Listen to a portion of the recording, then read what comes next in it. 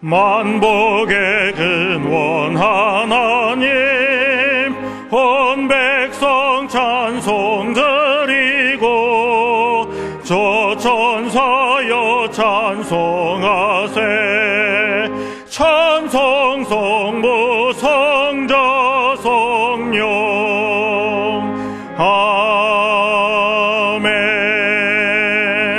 아멘. 이는 한 아기가 우리에게 낳고 한 아들을 우리에게 주신 바 되었는데 그 어깨에는 정사를 메었고 그 이름은 기묘자라 모사라 전능하신 하나님이라 영존하시는 아버지라 평강의 왕이라 할 것임이라.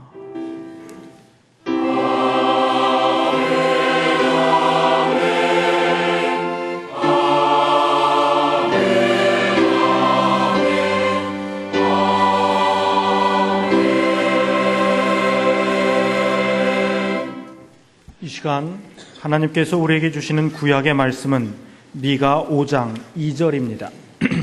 제가 가진 성경으로는 1294쪽입니다. 미가 5장 2절 말씀입니다.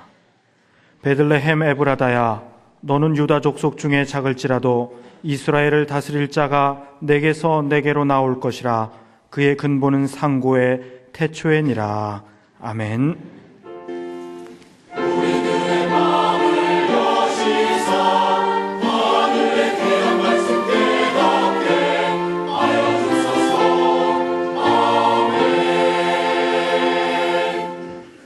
하나님께서 우리에게 주시는 신약의 말씀은 누가복음 2장 8절에서부터 14절까지입니다.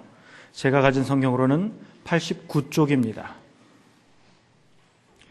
누가복음 2장 8절부터 14절까지 말씀입니다. 그 지경에 목자들이 밖에서 밤에 자기 양떼를 지키더니 주의 사자가 곁에 서고 주의 영광이 저희를 두루 비추매 크게 무서워하는지라. 천사가 이르되 무서워 말라. 보라, 내가 온 백성에게 미칠 큰 기쁨의 좋은 소식을 너희에게 전하노라.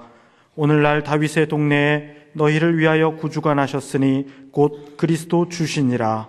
너희가 가서 강보에 쌓여 구유에 누인 아기를 보리니 이것이 너희에게 표적이니라 하더니 호련히 허다한 천군이 그 천사와 함께 있어 하나님을 찬송하여 가로되 지극히 높은 곳에서는 하나님께 영광이요 땅에서는 기뻐하심을 입은 사람들 중에 평화로다 하니라.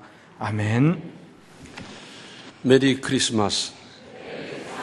예, 이제 상당히 됐습니다. 그죠? 어떤 열심히 있는 여자 집사님이 안 믿는 남편을 오랫동안 기도하고 전도해서 교회 나오고 등록을 했습니다. 얼마나 감사한 일입니까? 그런데 그 후에 이제 매주 가자 그러니까 안 가는 거예요. 매주 갈 필요가 어딨냐. 내가 장인 생신에 1년에 한 번 꼭 가지 않냐. 장모님 생신에도 1년에 한 번 꼭 가듯이 예수님 생신에 한 번 꼭 가면 되는 거지. 어느 종교든지 교주에 대해서는 신화화하고 신격화합니다. 제주도에 가면 삼성혈이라고 있어요. 보셨어요? 뭐 별것도 아니고 뭐 구멍 하나 있는데 거기서 고씨, 부씨, 양씨가 나와가지고 조상이 됐대요. 뱀인가 땅에서 나오는지. 또 땅에서 솟고 하늘에서 내려오고 박혁것에는 아래에서 나왔다고 그러고요. 예수님은 안 그렇습니다. 동정녀의 몸에 성령으로 잉태되었다가 나셨습니다. 또한 예수님은 권문세가에서 태어나지 않으시고 지극히 평범한 요셉의 가정에 막상 태어나신 곳은 어디입니까? 베들레헴 말구유였습니다. 성육신 하셔서, 즉 인간의 모습을 입고 이 땅에 오신다는 것 자체가 말로 할 수 없는 겸손인데 낮고 더 낮을 수 없는 곳으로 또 오셨습니다. 겸손의 극치가 아닐 수 없습니다. 오늘 신약 본문 8절을 다시 보시면 그 지경에 목자들이 밖에서 밤에 자기 양떼를 지키더니 했습니다. 예수님 구세주가 나신 소식을 바로 통보받은 사람은 성경을 깊이 연구하던 율법학자가 아니었습니다. 바리새인도 아니었고 서기관도 아니었습니다. 밤을 새우며 자기 양떼를 돌보는 목자들이었습니다. 남의 일을 맡아서 월급 받는 일을 하는 것도 아니고 자기 생계, 생업을 위해서, 가족을 위해서 자기 양떼를 돌보는 목자들이었습니다. 이 일이 신앙, 더군다나 예수님이 이 땅에 오신 소식과 무슨 상관이 있습니까? 언뜻 보면 전혀 상관이 없어 보이지만 사실은 그렇지 않습니다. 상관이 있습니다. 자기 일에 열심히 몰두하는 사람을 귀하게 보시는 하나님의 뜻이 여기 들어 있습니다. 평소에 아무도 안 보는데도 생업에 열중하십시오. 자기가 맡은 일에 힘쓰고 노력하십시오. 기독교 역사를 보면 중세까지는 그리스도인의 직업에 대해서 별로 이론적인 근거를 제시하지 못했더랬어요. 그런데 거기에 대해서 새롭게 관찰하고 발견한 것은 직업은 하나님께서 주신 사명이라고 그걸 발견했어요. 그것은 마틴 루터였습니다. 직업은 하나님께서 주신 사명이라는 겁니다. 그렇습니다. 그리스도인에게 있어서 직업은 사명이라고 성경은 분명히 가르치고 있습니다. 잠언 27장 23절을 보면 내 양떼의 형편을 부지런히 살피며 내 소떼의 마음을 두라 했습니다. 이것은 목축하는 사람에게만 해당되는 겁니까? 그게 아니고 자기 생업이라든지 자기가 관여한 일에 부지런하라는 것이고 마음을 두라는 것이고 거기에 몰두하라는 것 아니겠습니까? 심지어 전도서 9장 10절 상반절을 개정판으로 보면 내가 어떤 일을 하든지 내 힘을 다해서 하여라 그랬어요. 내가 어떤 일을 하는데 그 일이 어떻게 나에게 맡겨졌든지 무슨 일이든지 내가 맡은 바에는 정성을 다하고 공을 들여 하라 하는 것입니다. 혹 다른 사람이 할 일을 내가 맡고 누가 어디 가는 바람에 그 일을 맡고 과장님이 시켜서 하고 나와 상관없는 일을 하고 그렇게 된다 하더라도 어떻게 맡겨졌든지 맡은 그 일에 대해서는 정성과 공을 들여서 하라는 겁니다. 장사 열심히 잘하십시오. 농사 공을 들이고 정성을 들여서 지으십시오. 비즈니스 열심히 하십시오. 연구하고 가르치는 일, 의술, 약학 등등 모든 것 열심히 하십시오. 사실 대충 했는데 잘 되는 일 보셨습니까? 오늘날 무한 경쟁 시대를 살아가고 있고 더욱이 앞서가려면 무슨 일이나 열심히 힘껏 하지 않으면 안 됩니다. 그렇게 해야 하나님께서도 기쁜 소식을 전해 주실 것 아니겠습니까? 일설에 의하면 이들이 돌보던 양들은 성전 제사에 쓸 것이었고 그래서 더 세심히 보살피고 있었다고 합니다. 그들이 예수님 탄생 소식을 들었다는 것은 우연일 수도 없고 하나님의 특별하신 은혜 중에 은혜 아니겠습니까? 특히 하나님의 일 믿음으로 열심히 잘 하십시오. 자기 직업을 사명으로 여길 만한 것이 못 된다면 그것은 물론 하나님께서 기뻐하시는 직업일 수 없고요. 바꾸십시오. 다른 직업을 빨리 선택하시기 바랍니다. 오래전에 영락교회를 지을 때 서울 영락교회는 돌로 잘 지었잖아요. 어려운 때 지었는데 그때 한경직 목사님께서 석수들이 일하는 장면을 이렇게 봤더니 그렇게 힘이 들더래요. 어떤 사람은 한참 일을 하다가 하늘을 보면서 담배를 피며 후유 한숨을 쉬고 있고요. 그래서 이 한경직 목사님이 가까이 가셔서 아유 얼마나 힘드십니까? 그랬더니 하는 말이 그렇죠. 제가 배운 게 있습니까? 부모님으로부터 물려받은 게 있습니까? 배운 도덕질이 이것뿐이라 그냥 이거 하고 사는데 그렇게 힘이 드네요. 그러더래요. 죽지 못해 합니다. 목구멍이 포도청이라 할 수 없이 하지요. 그러더래요. 그렇더라도 힘을 내셔서 하십시오. 잘 위로하고 또 한쪽을 보니까 어떤 분이 열심히 돌을 다듬고 있어요. 거기 가서 또 말씀을 하셨습니다. 얼마나 힘드십니까? 우리 교회 짓느라고 참 수고가 많습니다. 그랬더니 예. 저는요 제가 이 석수 일을 하면서 이렇게 보람 있는 경우는 처음입니다. 그전에는 집 짓는데, 그전에는 그저 건물 짓는데 제가 좀 일을 했지만 하나님의 교회를 짓는데 제가 이렇게 쓰임 받는다는 건 참 저로서는 기쁨입니다. 그래서 요새는 일을 해도 신명이 납니다. 똑같은 일을 하는데 어떤 자세로 일하느냐, 혹 그것을 사명으로까지 승화시키면서 하느냐에 따라서 전혀 다른 인생을 사는 것 아니겠습니까? 또 구절을 보시면 주의 사자가 곁에 서고 주의 영광이 저희를 두루비치며 크게 무서워하는지라.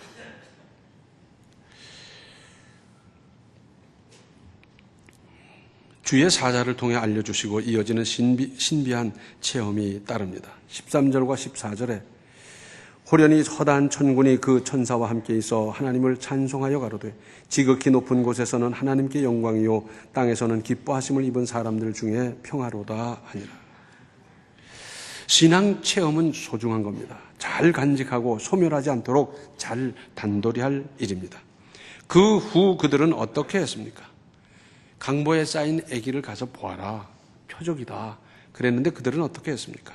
오늘의 본문에 이어지는 15절로 20절에 천사들이 떠나 하늘로 올라가니 목자가 서로 말하되 이제 베들레헴까지 가서 주께서 우리에게 알리신 바 이 이루어진 일을 보자 하고 빨리 가서 마리아와 요셉과 구유에 누인 아기를 찾아서 보고 천사가 자기들에게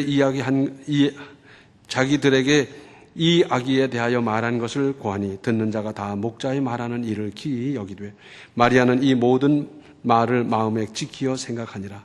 목자가 자기들에게 이르던 바와 같이 듣고 본 그 모든 것을 인하여 하나님께 영광을 돌리고 찬송하며 돌아가니라.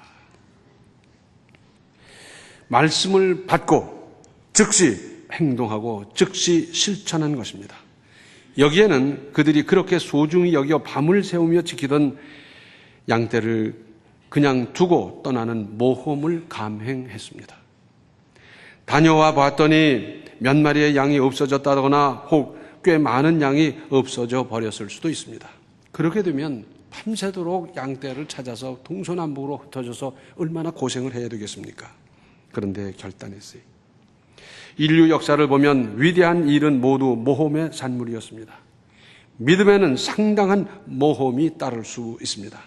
아브라함은 하나님의 말씀을 받자 위험을 무릅쓰고 즉시 본토 친척 아비집을 떠났습니다. 창세기 12장을 보면 너로 큰 민족을 이루겠다, 내 이름을 창대케 하겠다, 복의 근원이 되게 하겠다 하셨습니다. 그런데 이런 건 워낙 큰 거 아닙니까? 큰 민족을 이룬다, 창대케 한다, 복의 근원이 된다. 이건 워낙 큰 일이라 이런 말씀은 피부에 와 닿는 실감에서는 좀 먼 겁니다. 네 안전을 내가 이렇게 저렇게 지켜주겠다. 네 산업을 이만큼 풍성하게 해주겠다. 자녀는 내가 얼마를 낳게 하고 그리고 잘 길러서 후손이 별과 같이 많아지게 하겠다가 아니었습니다. 그러나 아브라함은 하나님을 믿고 과감하게 떠났습니다. 우리 속담에 이런 게 있죠. 나중에 삼수갑산을 가면 뭘 하나. 이 말의 뜻은 죽은 다음에 명당 자리에 묻히는 게 무슨 의미가 있느냐. 그러면서 참고 기다리지 못하는 사람에 대한 경고이기도 하고 지금 당장 손에 쥐어져야 실감할 수밖에 없는 야박한 심리도 그리고 있습니다. 다윗이 물맷돌로 블레셋의 골리앗 장군과 맞섰던 것도 믿음의 모험이었던 것입니다. 하나님께서 미리 확실하게 보장하시지 않았지만 그런데 나아갔고 그 믿음으로 이겼습니다. 하나님이 요구하시는 건 뭡니까? 이렇게 보장해 주면 제가 떠나겠습니다. 실천하겠습니다. 나아가겠습니다. 그게 아니에요. 내가 나아감으로, 내가 실천함으로, 내가 주님의 뜻을 이루기 위해서 힘쓰므로 하나님께서 함께 하시고 은혜 주시고 역사하실 것을 믿고 떠나기를 기대하는 겁니다. 그런데 신앙생활을 오래 했으면서도 여전히 보장해 주면 떠나겠습니다. 그러다 보니 응답을 못 받는 거예요. 떠나면 보장해 줄 텐데, 떠나면 함께 할 텐데, 실천하는 그 사람에게 하나님께서 함께 하셔서 역사를 하실 텐데도 이 믿음이 못 돼서 늘 안진뱅이 신세를 지는 사람들이 얼마나 많은지 모릅니다. 이렇게 예수님 탄생이 기쁨의 좋은 소식을 우리도 받아 구원받고 하나님의 자녀가 되는 특권 속에 살아가고 있습니다. 우리가 이렇게 구원받게 되기까지에는 멀리는 초기 성도들의 신앙 열정과 희생이 있었고, 근자에는 선교사들의 희생적인 복음 전도와 신앙 선진들의 피 어린 희생이 있었습니다. 얼마나 감사한 일입니까? 복음이 내게 와 닿기까지는 얼마나 많은 분들의 기도와 열정과 희생이 있었겠습니까? 그러니까 이 큰 기쁨의 좋은 소식을 우리 또한 열심히 전할 일입니다. 한 사람이라도 더 구원할 일입니다. 이 일은 사실은 죽고 사는 문제입니다. 안 믿으면 죄 속에 살다가 멸망당하는 거고, 믿으면 그때부터 하나님의 은혜로 도우심을 따라 새로운 인생을 살아가는 건데, 이건 이마만큼 생사의 문제인데도 불구하고 그렇게 대단한 것으로 여기지 않는, 이게 문제입니다. 이제부터는 우리가 내가 받은 이 복음을 구원하는 일, 이 일을 위해서 힘쓰고 노력할 일입니다. 또 그런가 하면 평소에도 나쁜 소식, 나쁜 말, 가시돋친 언어 생활, 상처나 부담을 주는 말보다 우리 주변 사람들에게 기쁨을 주고 좋은 말을 하고 위로하고 격려하고 친절히 안내하고 이렇게 해야 되지 않겠습니까? 이것도 또 하나의 기쁜 소식 아니겠어요? 혹 외국에 가서 길을 묻다 보면 끈질기게 안내를 하는 사람들이 있어요. 그래서 골목골목 물어가면서 자기 일 제쳐놓고 막 열심히 안내하는 사람들을 보면 감동이 돼요. 그 사람도 틀림없이 바쁠 텐데 어떻게 이렇게 시간을 내며 이렇게 할까? 어떻게 고마운지 몰라요. 기쁜 일 아니에요? 잠언 25장 11절을 보면 경우에 합당한 말은 아로새긴 은쟁반의 금사관이라 했습니다. 꼭 합당한 말 참 가치 있잖아요. 아로새긴 은쟁반의 금사과 같은 말을 하며 사십시오. 아멘 안 한 사람은 나쁜 말 하고 살 거예요? 참 이상한 사람들. 또 예수님은 인류에게 주시는 하나님의 최대의 선물입니다. 예수님으로 말미암아 구원보다 더한 것이 어디 있을 수 있습니까? 저기 아마 아기 방에서 늘 그런 일이 있을 것 같아요. 돌 전후쯤 되는 아기들 같이 이렇게 앉다 보면 못 받은 걸 저 아기가 가졌네? 그거 달라고 그러는데 그 아기가 줍니까? 그런데 그거 손에 넣으려고 발버둥을 치는 거예요. 엄마가 쫓아나가서 그보다 훨씬 비싼 거, 더 조작이 더 잘 되는 거 그런 걸 사다 주고 이거 가지라면 그거 안 가져요. 저거 내놓으라는 거. 이게 배나 비싸. 소용없어요. 이게 이렇게 하면 더 잘 돼. 소용없어요. 그거 꼭 손에 넣으려고 그래요. 우리 신앙인들이 꼭 돌 전후 아기가 될 때가 있어요. 더 좋은 것, 얼마든지 훌륭한 것 하나님께서 예비해 놓고 계신데 요거 달라고 드립다 기도하는 거예요. 하나님 상당히 답답할 때가 많으실 거예요. 그 대단한 손양원 목사님은 이런 말씀을 했다고 합니다. 내가 구원받은 것만 해도 얼마나 감사하고 대단한 일인데 나는 차마 하나님께 복 달라고는 기도 못하겠다 그러셨대요. 구원받은 것이 이렇게 놀라운데 거기다 복까지 달라고 졸라댄다. 이건 못하겠다 그렇게 말씀하셨다 그래요. 그런데 복 받게 하면 복은 따라오는 겁니다. 사실은 복 받게 하면 하나님께서 쏟아부어 주셔요. 근데 복 받을 짓은 안 하고 복 못 받을 짓만 하면서 하나님 졸라대니까 하나님이 얼마나 답답하십니까? 복 받게 하세요. 말도 복 받게 하고 생활도 행동도 복 받게 하세요. 그러면 하나님께서 구하지 아니한 것까지 주시기를 원하시는 그 역사, 그 은혜가 틀림없이 따를 것입니다. 그런데 예수님이라는 대단한 선물을 그냥 받아들이고 믿기만 하면 됩니다.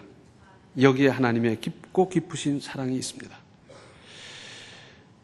어떤 조건도 없어요. 아무 조건 없고요. 예수님을 구주로 받아들이고 믿으면 되는 거예요. 그러면 구원받고 그러면 그때부터 하나님의 자녀로서 하나님의 돌보심을 특별히 받으면서 사는 거예요. 사실 누구에게나 공평하게 적용할 수 있는 조건이란 있을 수 없습니다. 가령 키 큰 사람만 구원받는다 그러면 키 작은 사람은 어떡할 거예요? 누가 작고 싶어 작았나? 내가 줄여놓은 사람도 없는데 또 공부 많이 한 사람만 구원받는다 그러면 공부 적게 한 사람은 어떡할 거예요? 가세 때문에 그렇게 될 수밖에 없었는데 이걸 어떡합니까? 공평할 수가 없지요. 머리 좋은 사람만 구원받는다 그러면 머리가 좋지 못한 사람은 어떡합니까? 부모님이 그렇게 놔줬는데. 지위가 높은 사람 5급 공무원 이상만 구원받는다 그러면 그 못된 사람은 어떡합니까? 누구에게도 공평하게 적용할 수 있는 기준은 있을 수가 없습니다. 그러니까 하나님은 믿기만 하라는 거예요. 이것이야말로 누구에게나 공통될 수 있는 것 아니겠습니까? 그래서 은혜입니다. 이렇게 쉬운 일이 어디 있습니까? 그러나 내가 치러야 할 나의 죄값을 죄 없으신 예수님께서 십자가로 대신하신 이 엄청난 사랑을 언제나 가슴 깊이 새기고 명심하고 상기하며 감사하고 기뻐하며 살아가십시오. 아들을 아끼지 아니하고 주신 그분이 무엇을 더 아끼겠냐고 말씀하셨잖아요. 아들을 주셨어요. 죄 없으신 아들을, 죄인을 위해서. 뭘 더 아끼겠어요? 우리는 그런 선물을 받아서 하나님의 자녀가 되는 권세를 받은 자녀들이 됐어요. 얼마나 대단합니까? 이제는 우리도 좀 베풀어야 되지 않겠습니까? 베푸는 건 씹는 겁니다. 착같이 그냥 이역하게 그렇게 하다 보면 씹는 게 없어요. 없는데 어떻게 거두겠어요? 내가 이 나이 많은데 내가 심은 데를 언제 내가 거둔단 말이냐. 자녀가 거두면 되고 손주가 거두면 되지 않겠어요? 많이 심으십시오. 땀도 심고 시간도 심고 수고도 심고 물질도 심고 친절도 심고 많이 심으십시오. 왜? 내가 엄청난 은혜를 받았으니까, 그 선물을 받았으니까 나 또한 자동적으로 그렇게 할 일 아니겠어요? 때가 되면 다 열매를 거두고요, 내가 거두고 자손이 거두고 주변이 거두고 멋지게 살아갈 수 있는데, 그야말로 때를 얻든지 못 얻든지 많이 심고 베풀고 주면서 아름다운 인생을 건설해 가십시오. 메리 크리스마스. 기도하시겠습니다. 은혜로우신 아버지 하나님, 주님을 선물로 주셨습니다. 금을 준 것이 아니고 돈을 준 것이 아니고 땅을 준 것이 아니라 주님 자체를 우리에게 선물로 이렇게 주셨습니다. 그래서 저희들은 구원받고 하나님의 자녀가 되는 이 특권 가운데 살아갈 수 있게 해 주셨습니다. 이제 주님을 믿고 따르는, 주님을 닮아가고자 하는 저희들, 이제 주님 가신 그 길을 가되 저희들도 베풀 수 있게 하시고 심을 수 있게 하시고 손을 펴게 하시고 친절할 수 있게 하여 주시옵소서. 아름다운 말을 하며 아름다운 인생을 살아가며, 그래서 이제 믿지 않는 사람들에게 존경을 받는 그리스도인의 아름다운 인생을 건설해 가게 하여 주시옵소서. 예수님의 이름 받들어 간절히 기도하옵나이다. 아멘. 죄 없으신 외아들을 죄인을 위해 보내주신 하나님의 사랑을 잘 받으십시오. 지금은 하늘 보좌를 버리고 죄인을 위해 이 땅에 오신 성자 예수 그리스도의 은혜와 하나님 아버지 아들까지 보내주시는 극진하신 사랑과 성령의 감화 감동 충만 교통하심이 주님의 목숨을 선물로 받은 모든 성도들, 우리도 베풀고 바치고 그리고 하나님의 뜻을 이루고자 작정하는 모든 성도들 머리 위에 이제로부터 영원토록 함께 계시기를 간절히 축원하옵나이다. 아멘.